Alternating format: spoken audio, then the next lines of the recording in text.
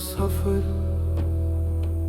खामोश ना शुरू होया। हक दिल दा दर्द जो लफ्ज़ां च ना आ सकिया।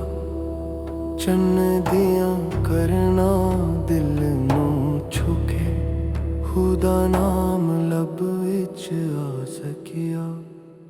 फकीर दा सांस जिक्र दा सुर हर धड़कन अच्छी हुदा नूर।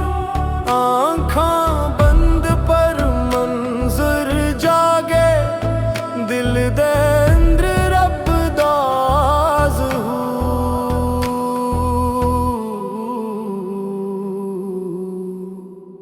पहला कदम खुद नू मिटांदा अपने नानू असरा उंदा।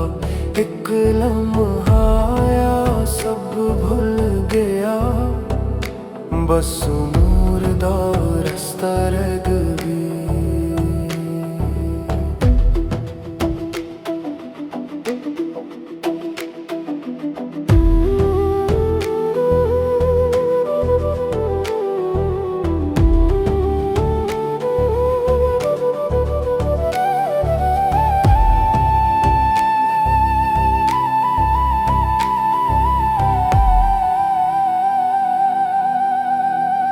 चुन हवा दरख्त ज़मीन सब विच रब दा नूर महके।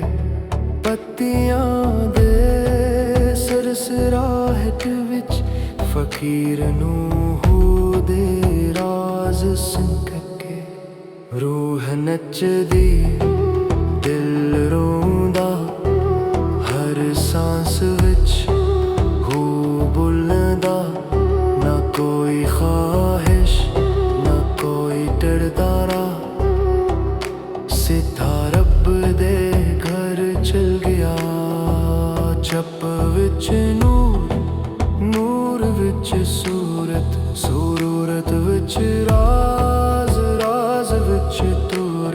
फकीर दा दिल आईना बन गया जिथे हर रब दा रंग बन गया।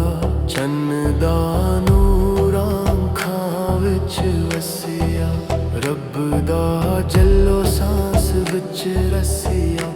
एक पल दा वसाल सदियों दा नशा रूह दे अंदर रब दा हसक।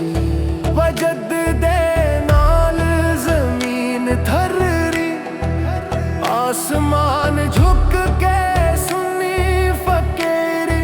ना कोई लफ्ज़ ना कोई आवाज बस हुदा जल्लो हर पास। रूह दे पर खुले बदन थम गया दिल दा बुझ नूर बन गया।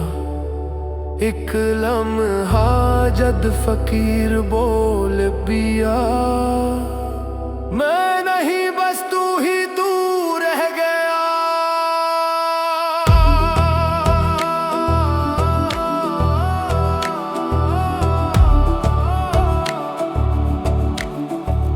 चन्न हवा जमीन दरिया सब बन गए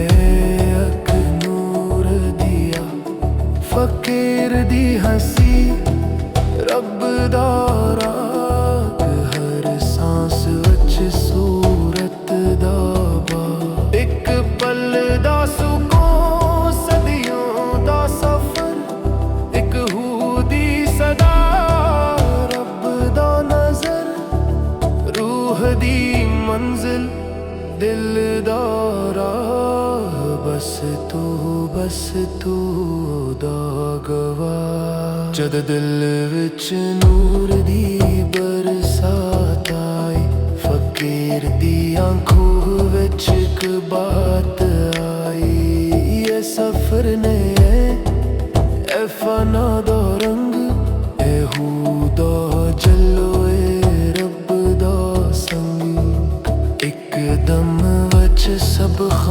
ਖਾਮੋਸ਼ ਹੋ ਗਿਆ ਵਕਤ ਦਾ ਬਹਾਰ ਰੁਕ ਗਿਆ ਫਕੀਰ ਦੇ ਹੁੰਠਾਂ ਉੱਤੇ ਫਕਤ ਹੂੰ ਇੱਕ ਨਿਸ਼ਾਨੀ ਇੱਕ ਰਾਜ਼ ਕਸੂਰ